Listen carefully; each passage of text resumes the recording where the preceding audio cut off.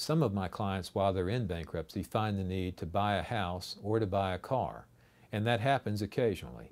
In other words, in Chapter 13 cases that sometimes last up to 5 years, people often find the need to replace their car or to move into a new home. And you can get permission from the bankruptcy court to do so. Now, if you're in a Chapter 13 and you want to get permission to finance a car, the court's concerned about, number one, is the car necessary? And number two, is it reasonable? And number three, can you afford the car?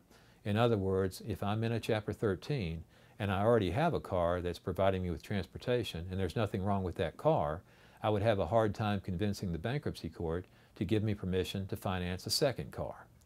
On top of that, if I'm asking the court to finance the second car because I need a car, then the next question is it a reasonable request?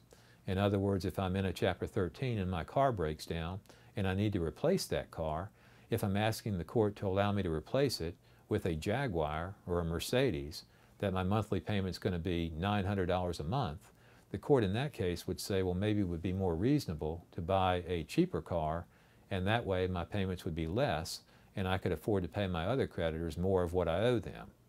And of course, the final issue is, can I afford this car that I'm requesting permission to purchase? So if I need a car, the court's going to look at what my income is at that time, and it's going to look at my household living expenses and my Chapter 13 bankruptcy payment, and then look at what the new car payment's going to be. And if I don't have enough left over to afford that new car payment, then the court will not approve me purchasing another car.